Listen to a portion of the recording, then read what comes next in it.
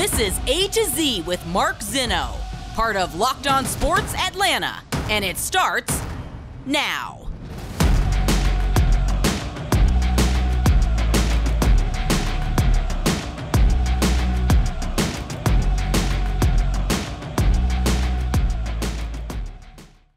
Good afternoon. Welcome to A to Z here on Locked On Sports Atlanta, where today I tell you it will probably get worse before it gets better. Welcome in. We are live here on this Tuesday, once again, coming to you guys from the lovely parental home on Long Island, New York, as I continue a quasi-vacation here with the family. Appreciate you guys hanging along with me here this week. Make sure you give us a follow on Twitter at Mark Zinno and at Locked On ATL. This segment brought to you by our good friends at BlueNile.com. We've got a lot to get to here coming up on today's show, including some more notes on the Falcons and the Braves as they get set to start a series with the Philadelphia Phillies. Even some NBA news here today that kind of, last night had us scratching our head a little bit, at least the wording of the whole thing. But want to start today with the hearing and the NFL hearing of Deshaun Watson and where we're going to go with this. We touched on this a little bit yesterday, and what we know as of this morning and the time that I'm recording this is that the NFL is starting their hearing with Deshaun Watson, but we also find out now that the Houston Texans are involved to a certain extent. One of the lawsuits filed in this whole mess that Deshaun Watson has created alleges that the Houston Texans enabled the behavior of Deshaun Watson, that they knew about what he was doing to a certain extent. They knew about the massages that he was booking, and that they were somehow complicit in all of this to a certain extent. That we don't know. Now, in the big picture, what does this do for the NFL case, and where are they? As I said yesterday on the show, if you missed it again, you can go back and listen to it on our YouTube channel or wherever you get your podcast, search Locked On Sports Atlanta. But what I said yesterday was that I think the suspension will be indefinite, because the NFL wants the time and the ability to see how this plays out in a civil court, plays out in the public eye, and plays out across all the legal spectrum that is out there. And this does throw a little bit of a wrench into their works. Now, not as much as it does to suspend Deshaun Watson, but they're going to have to do further investigation to figure out the length that the Texans are culpable in this whole thing. And those are connected, but they don't have to be from a punishment standpoint. Even without this lawsuit that puts the Houston Texans in it, we know Deshaun Watson should be suspended, right? Like, there is no denying that much, that he certainly has done enough to warrant a lengthy suspension by the NFL. As I said before, and I'll say it again repeatedly, the best case scenario, Deshaun Watson is the creepiest dude in America who you want nowhere near any female that you ever met, period. That's the best case scenario. The worst case scenario is he's a serial predator who needs to be in jail and behind bars for a very, very long time. So all that being said, I expect suspension to be indefinite because, again, the NFL can let the civil suits play out. And if he gets nailed to the, thrown the book at, and all these civil suits and everything, it sort of allows the NFL to suspend him longer. And if they get thrown out or they get adjudicated and it ends up that he's not guilty in all of them, they can shorten the suspension by putting a time frame on it. It kind of handcuffs the NFL a little bit, so they'll leave it open-ended by saying indefinite, and he can apply for reinstatement in X amount of time.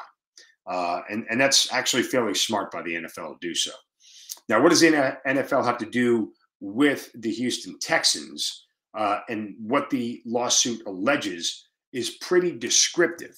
And I'm going to get to that here in just a second. But first, a word from our friends at Blue Nile and BlueNile.com. To pop the question, we're celebrating a milestone moment. Find jewelry as unique as her with the modern convenience of online shopping at BlueNile.com. You can celebrate all of life's special moments, from creating custom engagement rings of her dreams to gifting a classic timeless piece of jewelry, and prices you won't find at a traditional jeweler. And if you're looking for help with Blue Nile, they have jewelry experts on hand 24/7, available via phone or chat to help you find the memorable gift for every budget. Make your moments sparkle with jewelry from BlueNile.com. Locked On Sports listeners get 50% off purchases of $500 or more. This includes engagement. Use the code locked on. That's code locked on. Plus every order is insured ships free and arrives in discreet packaging that won't give away what's inside. Shop stress-free and find your forever peace. Go to BlueNile.com today. Okay, so here is the deal with the Houston Texans and where they are in all of this, okay? And this one lawsuit that is out there is actually very descriptive, and I'm getting this from ESPN.com in case you wanted to read it for yourself. But what had happened was that there was a specific salon that the Texans have sort of contracted to do massages for Watson. And that they had known about Watson's habit of seeking multiple massages with strangers that he'd met on Instagram. And one of the salon owner, her name is Johnny Han, complained to the Texans that Watson was seeking out unqualified strangers for massages via Instagram. They're concerned to the Texans that Watson was putting himself in danger of contracting COVID or getting himself sued. And Watson continued to do this behavior, and the woman had even mentioned that she had known that some of her masseuses were involved in sexual relationships with Watson.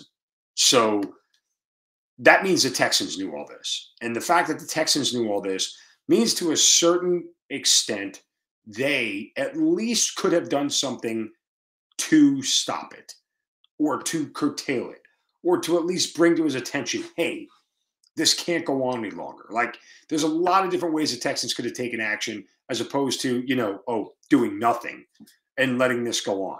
And furthermore, depending on how all this shakes out, if it finds out that Watson, even after the Texans had found out about it, even if they did say stop it and he continued to do it, and the Texans did nothing to prevent that from happening, they're once again culpable.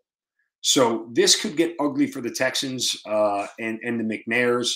As far as the ownership is concerned, they're in a bad way already from a football standpoint. The last thing they needed was more of this. Part of the reason they traded Deshaun Watson was to get away from all this crap and not have to deal with it. And now it's coming back full circle for them, and it's going to get ugly.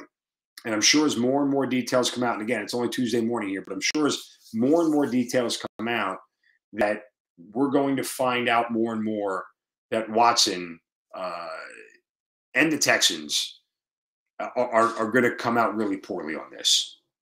And how much the NFL wants to sweep a lot of this under the rug and how much they want to, much similar to the Ray Rice thing. Like, the Ravens got away with it, right? The Ravens knew. They knew what happened. They saw the video. There's no way you can convince me otherwise. And the Ravens never actually got punished for any of it, from hiding it from the NFL. Let's see if the NFL learns from it and now will punish a team for going the extra lengths to keep something away from the NFL that clearly causes a black eye for the NFL. So, a lot of things to develop in this case. All right, coming up next, we live in a very strange world, but only is it a strange world where it's a tough decision to take $37 million. I'll explain that next, right here on A to Z on Locked On Sports Atlanta, free on YouTube and wherever you get your podcast. Search Locked On Sports Atlanta. We'll be right back.